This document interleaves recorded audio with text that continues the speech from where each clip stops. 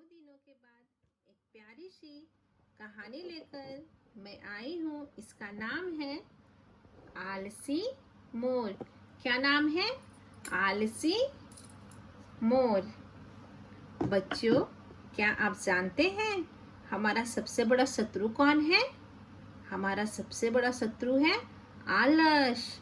मतलब आलस ही हमारा सबसे बड़ा शत्रु है। आलस एक ऐसी बीमारी है जो सिर्फ हम मनुष्य के अंदर नहीं होता, बल्कि संसार के सभी जीव जंतु, पशु पक्षी सभी में पाया जाता है। यह कहानी इसी के ऊपर आधारित है। चलिए अब हम लोग पढ़ते हैं आलसी मोर। आप लास्ट तक मेरे साथ इस वीडियो में बने रहें। मैं इसका मौखिक प्रश्न भी करवाऊंगी। अब हम लोग पढ़ते हैं आलसी मोर। यह एक बहुत पुरानी कथा है। क्या है? यह एक बहुत ही पुरानी कथा है। कथा मतलब कहानी। एक मोर और एक मुर्गे को धान से भरा टोकरा कहीं मिला। दोनों को क्या मिला? एक मुर्गा और एक मोर, दोनों को क्या मिला? धान से भरा टोकरा कहीं मिला। दोनों ने सोचा कि अपनी जमीन पर धान की बुआई करेंगे। दोनों ने क्या सोचा? दोनों ने सोचा कि अपनी जमीन पर धान की बुआई करेंगे और अनाज उगाकर धन कमाएंगे, और धान बेचने के बाद जो भी पैसे मिलेंगे तो हम लोग क्या उससे थोड़ा धन कमा लेंगे। मुर्गे ने भोर में उठकर अपना रोजाना का काम खत्म किया। भोर एक शब्दार्थ है। भोर का मतलब होता है सुबह। वह सुबह उठा और अपना जो उसका रोजाना का काम है वो खत्म किया। और तड़के जगाना उसकी आदत है। आपने भी सुना होगा उसकी आवाज कुकरू कुकरू, उसकी आदत है, वो जगाना शुरू कर देता है। उसने दत्तुन करना, नहा धोकर पूजा पाठ निपटाना, नाश्ता लेना आदि काम जल्दी खत्म कर दिए और मोर को बुलाने के लिए बांग लगाई। बांग मतलब आवाज लगाई। कैसे लगाई? चलिए सुनते। मोर भैया आओ, खेत में जाना है। क्या बोल रहा मुर्गा? मोर भैया आओ, कहाँ जाना है? खेत में। आज जमीन पर हल चलाना है। दोनों ने मिलकर सोचा था कि अपने जमीन पे खेती करेंगे और कुछ उससे पैसे कमाएंगे। तो कहाँ चलना है? जमीन पे हल चलाने चलना है। मोर ने मुर्गे की पुकार सुनकर कुछ सोचा और बोला। मुर्गा का जब आवाज सुना तो वह सोचने लगा और बोला। क्या बोला? आज तो जाने क्यों नाचने का जी चाहता है। मुर्गे को जब आवाज सुना मोर, तो उसका क्या मन कर गया? नाचने का जी चाहता है। देखो ना मुर्गा भाई, मेरे नुपुर अपने आप रुनझुन बज रहे हैं। नुपुर भी यहाँ पे एक शब्दार्थ है। नुपुर का मतलब क्या होता? घुंघरू। क्या कह रहा है मुर्गे से मोर कि देखो ना मुर्गे भाई, आज मेरा जो नुपुर है, मेरा जो घुंघरू है, वो खुद में खुद क्या हो रहा है? रुनझुन बज रहे हैं। तुम पहले हल लेकर जाओ और जमीन जोतो, मैं पल भर में पहुंच रहा हूँ। मोर क्या कह के मुर्गा को वहां से चला दिया? मोर कह के चला दिया कि आज मुझे थोड़ा नाचने का मन कर रहा है, मेरे जो नुपुर हैं रुनझुन बज रहे हैं। तुम जाओ पहले थोड़ा हल जोतो, फिर मैं पल भर में वहां पे क्या पहुंच रहा हूँ। मोर की बातें सुनकर मुर्गे को बड़ा आश्चर्य हुआ। जब मोर की बात जब सुना मुर्गा, तो उसे क्या हुआ? आश्चर्य हुआ। जमीन की खेती और नाचने की चाह बड़ी अजीब सी बात है।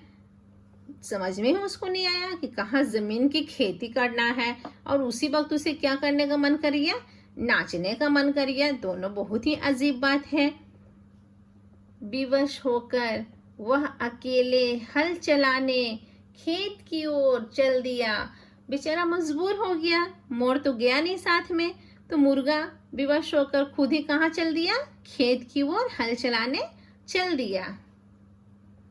खेत में उसने दिन भर काम किया। बेचारा जो सुबह गया वो पूरे दिन काम किया, हल चलाया, ढेले तोड़े, घास फूस कचरा साफ किया। ढेले भी जो क्या है बच्चों, वो भी एक शब्दार्थ है। ढेले का मतलब क्या होता है, छोटा छोटा पत्थर जो एक जगह इकट्ठित होते हैं, या फिर मतलब जो छोटे छोटे पत्थर को आप देखते हैं उसे हम लोग क्या बोलते हैं, ढेले बोलते हैं। वो क्या किया, उसे तोड़े, वहां पे जो था घास फूस, वहां पे जो कचरा था उसको हटाया, और खेत को धान की बुआई के लायक शाम तक बना दिया। बुआई, बुआई का मतलब क्या होता है, बोने का काम। जब खेत साफ सुथरा रहेगा तभी तो उसमें धान उगेगा।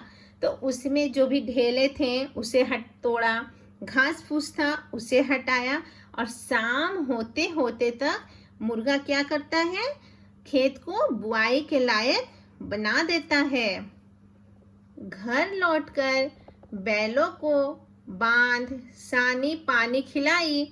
जब वो घर लौटा फिर वो आराम से नहीं बैठा, वो क्या करता है, बैलों को सानी पानी खिलाता। सानी पानी मतलब जो बैल खल्ली और भूसे आदि जो मिलाकर एक साथ पानी डालकर जो खाते हैं ना, उसी के बारे में कहा गया है कि सानी पानी खिलाई, और खुद खा पीकर चैन की नींद ली। अब खुद भी क्या किया, खा लिया, और वो आराम से सो गया, क्योंकि उसके अंदर क्या था, आलस बिल्कुल भी नहीं था।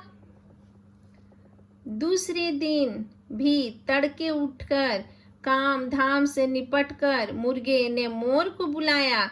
दूसरा दिन भी सेम वही चीज, वह तड़के लगाया, अपना काम धाम निपटाया, और फिर क्या किया, वह मोर को बुलाया। मोर भैया सुबह होने को है।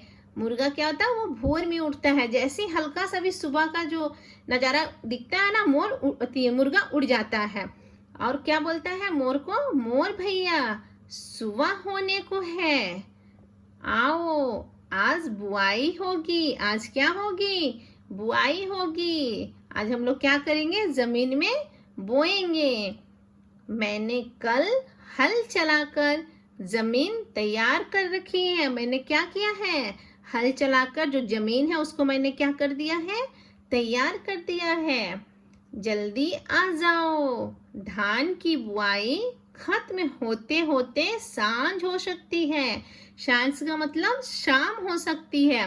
क्या कह रहा है मुर्गा मोर से कि भाई मोर भाई जल्दी आओ, आज हमें क्या करना है, आज हमें बुआई का काम करना है। अब बुआई करते करते क्या हो सकता है, सांझ हो सकती है, इसलिए जल्दी आओ।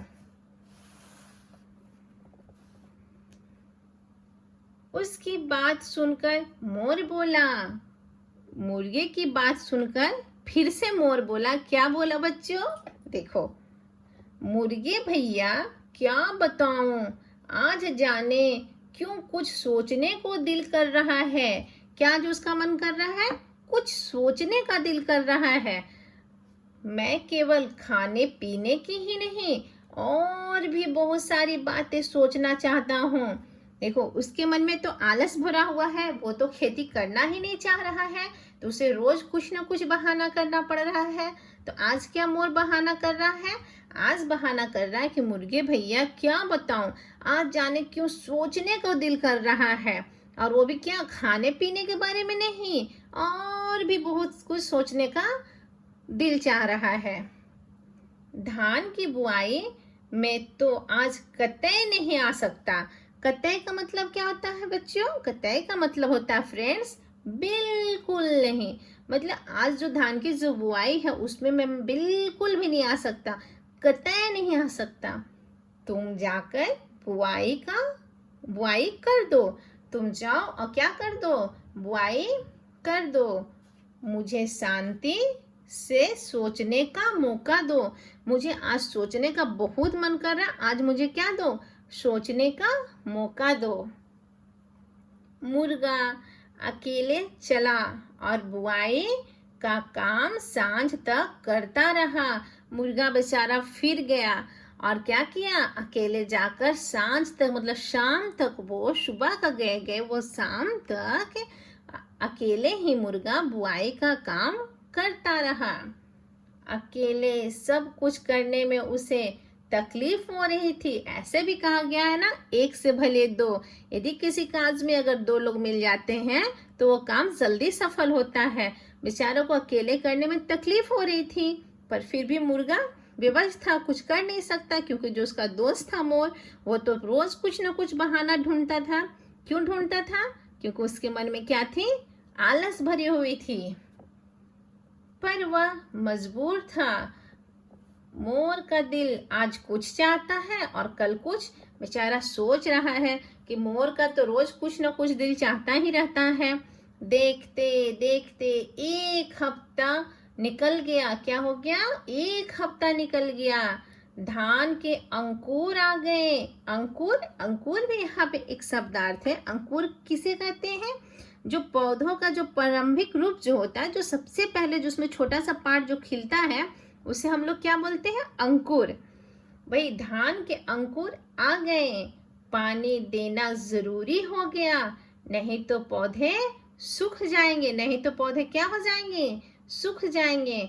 ऐसा सोचकर मुर्गा मोर से बोला, भाई धान के अंकुर आ गए, क्यारी में पानी देना क्या हो गया है? जरूरी है। चलो मिलकर पानी चढ़ाएं, नहीं तो अंकुर सूख जाएंगे। अब तो छोटा सा अंकुर खिल गया है, अगर अभी भी हम लोग नहीं जाएंगे तो क्या होगा? वो सूख जाएगा। मुर्गे की बात सुनकर मोर मुंह खोलकर मल्हार अलापने लगा।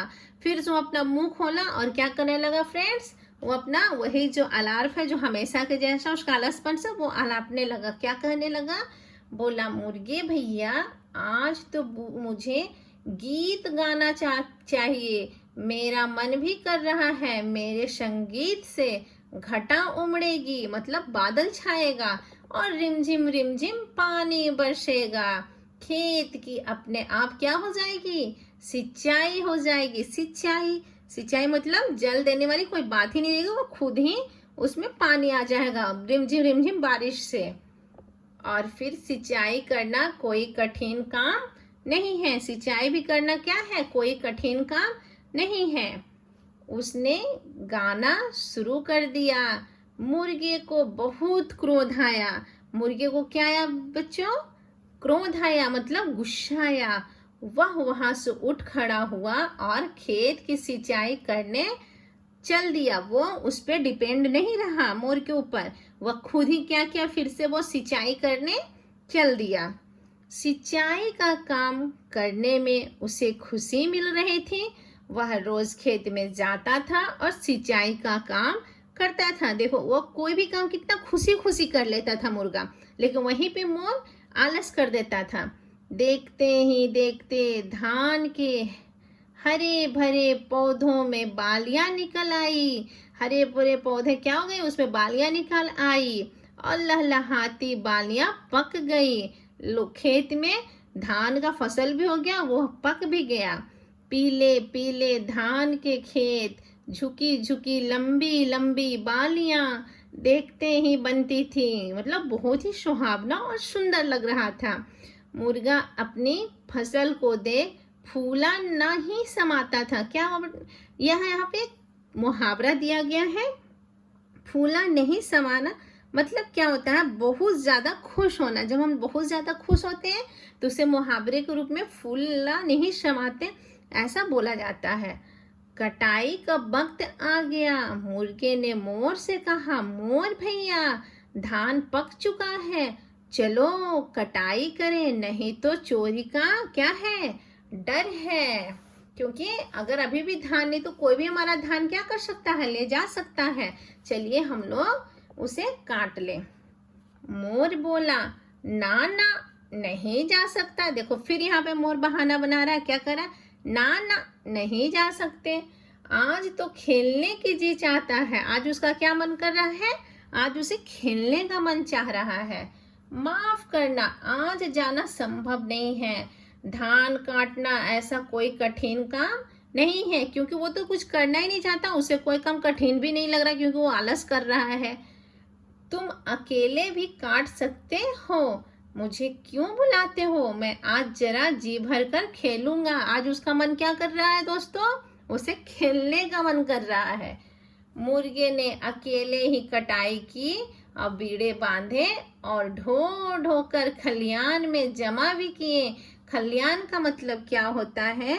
जहाँ काटी हुई फसल को रखा जाता हो, उस स्थान को हम लोग क्या बोलते हैं? खलियान बोलते हैं जी।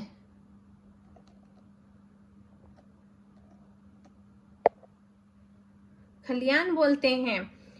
उसका मन इसलिए दुखी था कि उसका दोस्त हाथ नहीं बटाता था। उसका मन क्या था? दुखी था, क्योंकि उसका दोस्त क्या? हाथ नहीं बटाता था। हाथ नहीं बटाना ये भी एक मुहावरा, मतलब साथ नहीं देता था।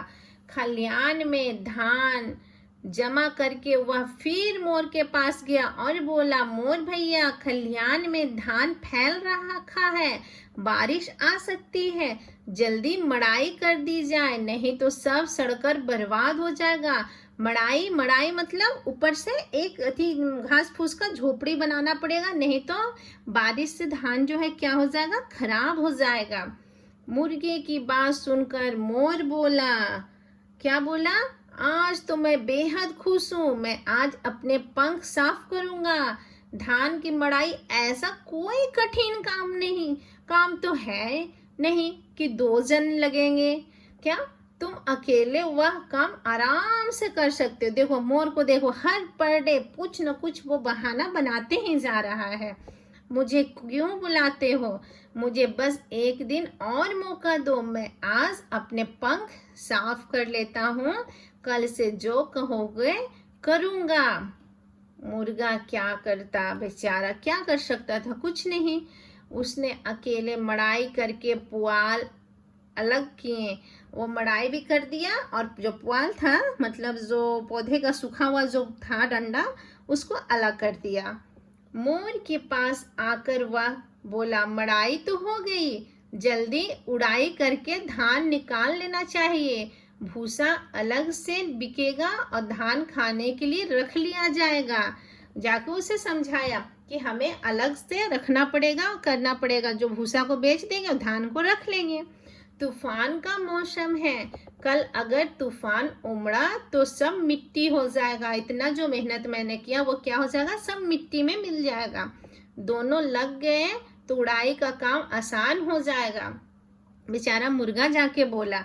मुर्गा की बात सुनकर मोर बोला, भाई तुम ठीक ही करते हो, पर आज तो मेरा जी किताब पढ़ने को चाहता है। आज मेरा जी क्या कर रहा है? किताब पढ़ने को चाहता है। मुर्गे ने अकेले सफाई की, धान के दाने अलग और कुट्टी अलग की। मतलब कुट्टी, कुट्टी का मतलब क्या होता है? जो चारा जो हम लोग गाय को खिलाते हैं वही। इस काम को निपटाने में उसे कई दिन लगे। धूप में काम करते करते उसका माथा भी गर्म हो जाता था, लेकिन वह हर एक काम यत्न से करता था। मतलब कोई भी काम अपने मन से करता था, खुशी से करता था।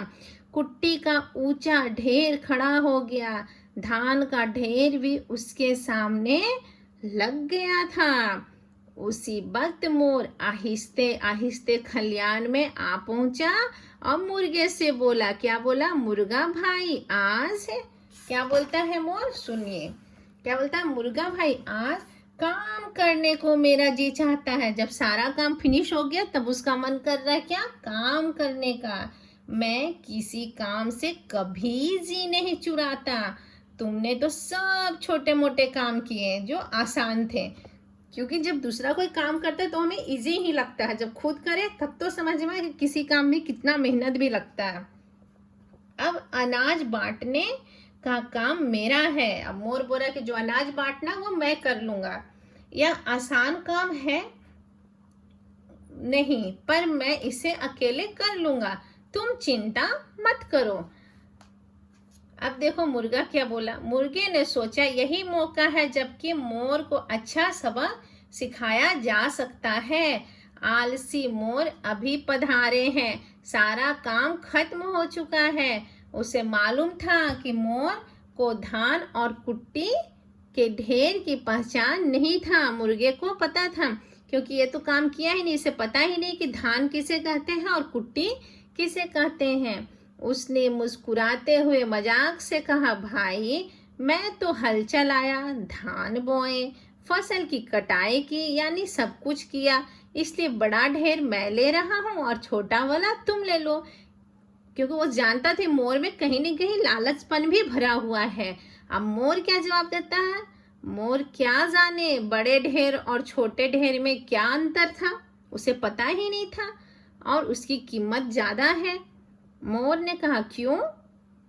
देखो उसके अंदर लालच भी आ गया। वो कह रहा, क्यों? मैं तुमसे बड़ा हूँ, बड़ा हिस्सा मेरा होगा। मोर क्या कह रहा है दोस्तों कि बड़ा हिस्सा किसका होगा? मेरा होगा, मैं ही बड़ा ढेर लूंगा। यह कहकर मुर्गे को धकेल कर वह कुट्टी के ढेर पर चढ़ गया। मुर्गे को धान ही धान मिला और धान बेचकर उसे काफी पैसे मिले। वह अमीर बन गया और सब लोग उसके पास धान खरीदने आए। अब कुट्टी खरीदने मोर के पास भला कौन जाता? जाहिर सी बात है, धान सबको जरूरत होती है। कुट्टी बेचने वह बाजार गया तो एक बोरा 2-2 रुपये में बिका। वह अपना सा मुंह लेकर रह गया। ये भी एक मुहावरा है, अपना से मुंह लेना, मतलब अपनी बेवकूफ़ी का उसे एहसास अब जाकर हुआ और वह मुंह लेकर रह गया। आलसी और लोभी की जो दुर्गति होती है वही मोर की भी हुई। समझे दोस्तों? दुर्गति मतलब, दुर्गति एक शब्दार्थ है। दुर्गति का मतलब होता है जो, जिसके मतलब बुरा होता है, जो इंसान बुरा हाल होता है उसका। जैसे जो लोभी होता है और आलसी, और ये दोनों चीज किस में भरा हुआ था? मोर में। जो आलसी और लोभी की जो दुर्गति होती है, जो बुरा हाल होता है, वही चीज किसके साथ हुआ? मोर के साथ हुआ। अंत में मोर को बुलाकर मुर्गा बोला, क्या बोला सुनिए। मोर भाई बात करूं मैं सही सही, तुम्हारे दिन अब रोने के हैं, मेरे दिन बीतेंगे हंसी खुशी। जो मेहनत करता है दोस्तों, उसका हमेशा दिन कैसा बीतता है? हंसी खुशी। और जो आलस करता है उसका दिन कैसा बीतता है? रोने का, उसका रोते रोते। समझे बच्चों? हमें कभी भी आलस नहीं करना चाहिए। इस कहानी से हमें यही शिक्षा मिलती है कि हमें कभी भी आलस नहीं करनी चाहिए और ना कभी लोभी होना चाहिए। यदि हम लोग आलस करते हैं तो हमारा कोई भी काम समय पर नहीं होता और हमें लाइफ में कभी भी सक्सेस नहीं मिलती। हमें सक्सेस होना है तो हमें मेहनत करना चाहिए और हमें मेहनत से जी नहीं चुराना चाहिए। इसलिए हम कहते हैं कि आलस बुरी बला है। चलिए दोस्तों, अब हम लोग क्या करते हैं? मौखिक प्रश्न की ओर चलते हैं। अब हम लोग मौखिक प्रश्न करते हैं। मौखिक प्रश्न में पहला प्रश्न है, मोर और मुर्गे ने मिलकर क्या तय किया? तो मोर और मुर्गे ने मिलकर अपनी जमीन पर धान की बुआई का काम करने के लिए सोचा और अनाज उगाकर धन कमाने के बारे में तय किया। दूसरा क्वेश्चन है, मुर्गे को खेत में हल चलाने अकेले क्यों जाना था? मुर्गे को खेत में अकेले हल चलाने इसलिए जाना पड़ा क्योंकि उस दिन मोर को नाचने का मन कर रहा था। नंबर 3 क्या है? मोर धान की बुआई में क्यों नहीं गया? आंसर है इसका कि मोर धान की बुआई में फिर से एक बहाना बना दिया कि आज मुझे क्या सोचने को दिल कर रहा है और इसी बहाने से वहां पे नहीं जाता है। नंबर 4 है, क्यारी में पानी देना क्यों जरूरी था? तो आप लोग भी जानते हैं ना इसका आंसर?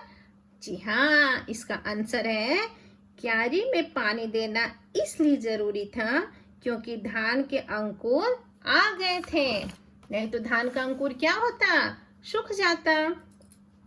अब सेकंड पेज में पहला क्वेश्चन है, धान ना काटना पड़े इसके लिए मोर ने क्या बहाना किया? तो धान ना काटना पड़े इसके लिए मोर ने खेलने का बहाना बनाया। नंबर 2, बंटवारे में मोर के हिस्से में क्या आया? तो बंटवारे में मोर के हिस्से में कुट्टी आया।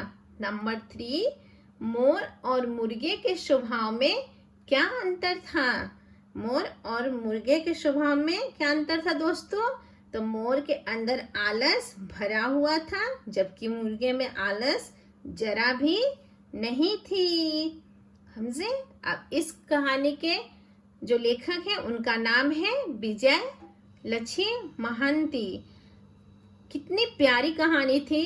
यदि आपको ये कहानी अच्छी लगे तो मुझे ज़रूर बताएं। आप इसी तरह हमें सपोर्ट करते रहें ताकि मैं आपके लिए अच्छी अच्छी कहानी और कविता लेकर आती रहूं। आप मुझे कमेंट करके बताएं कि आपको वीडियो कैसा लगा। Thank you.